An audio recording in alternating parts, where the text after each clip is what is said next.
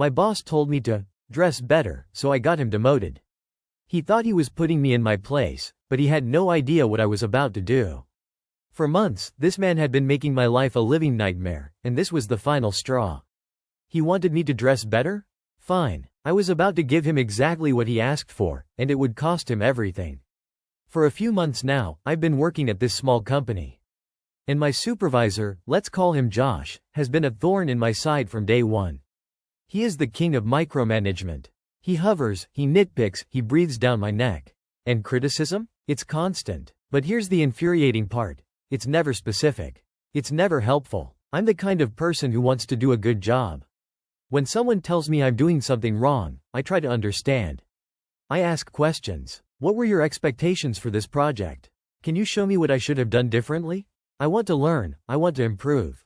But with Josh, it's like talking to a brick wall. His answers are always these vague, dismissive platitudes. Just do better. Be more proactive. Figure it out. It's maddening. It's designed to make you feel incompetent without ever giving you the tools to succeed. It got so bad that I actually scheduled a meeting with both Josh and an HR representative. I laid it all out. The constant vague feedback, the lack of clear direction, the feeling that I was being set up to fail. And what happened? Absolutely nothing. The meeting was a waste of breath. HR nodded along, Josh looked annoyed, and the very next day, it was back to business as usual. I was on my own. So, yesterday, Josh strolls over to my desk with that familiar look on his face. That little smirk that tells you he's about to drop another pointless criticism on your head. He leans in and says, "You need to dress better." I just stared at him. Dress better? I looked down at my own clothes.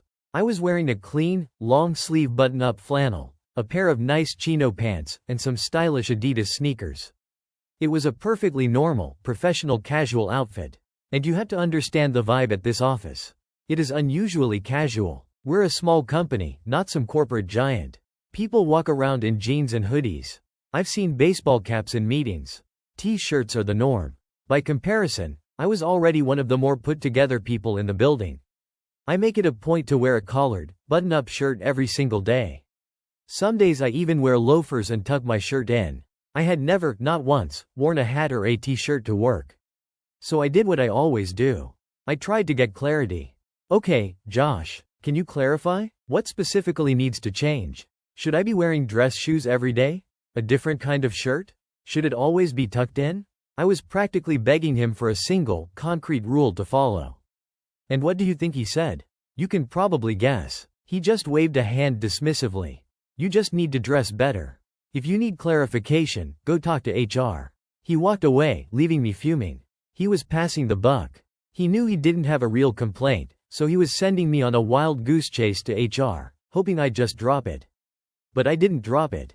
I stood up, walked straight into the HR office, and sat down. I asked them point blank, "What is the official company dress code?" The HR manager gave me the standard, boilerplate answer. Pants, closed-toed shoes, no sleeveless shirts, nothing with offensive graphics.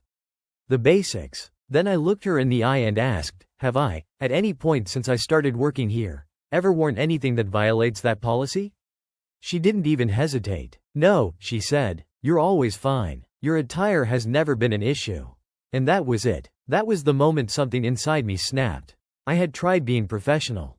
I had tried asking for clarification. I had tried going through the proper channels with our. And all of it had led me right back to where I started, with a supervisor who was targeting me for reasons I couldn't understand, using vague complaints as a weapon. I was done playing his game. I was done trying to be reasonable with an unreasonable person. I was mad. And I decided, right then and there, that if he wanted me to play dumb games, I would play a game he would never forget. I was going to be petty. The next morning, I woke up with a plan. I walked past my usual work clothes, past the flannels and the chinos. I went to the very back of my closet, to the section I save for weddings and funerals. I pulled out a full, tailored suit. A sharp, dark gray suit, a crisp white dress shirt, a silk tie, and freshly polished black leather dress shoes. It was a suit that made me look like I was about to close a multi-million-dollar deal or stand as a best man. I got dressed, looked in the mirror, and a slow grin spread across my face. It was perfect. It was also wildly, absurdly, conspicuously overdressed for my office. And that was the entire point. I walked into work that day feeling a strange mix of nervous energy and pure, unadulterated glee. Heads turned. The quiet morning hum of keyboards tapping was punctuated by double takes and whispers. I sat down at my desk and got to work, acting as if nothing was out of the ordinary. It didn't take long for the questions to start. A coworker from accounting came by to drop off some files. He stopped dead in his tracks. "Whoa," he said, "what's the occasion? Big interview?" I just smiled politely and said, "Oh, no reason." But the plan wasn't to be mysterious.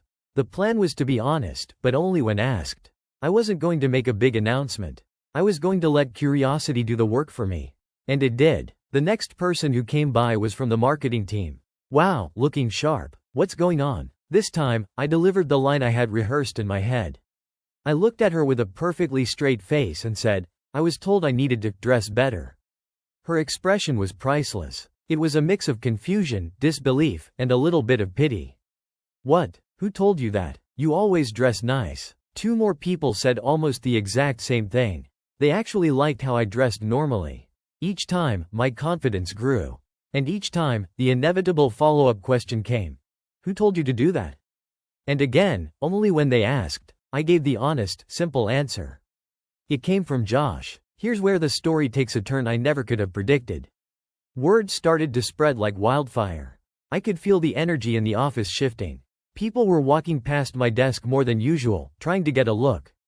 I could hear my name being whispered in the break room. My little stunt, my act of petty rebellion, was becoming the talk of the company. I had originally planned to do this for a whole week. I had another suit ready to go for the next day. I figured I'd make my point, get under Josh's skin, and then go back to my normal clothes. I had severely underestimated how quickly things would escalate. Later that afternoon, I saw him approaching my desk.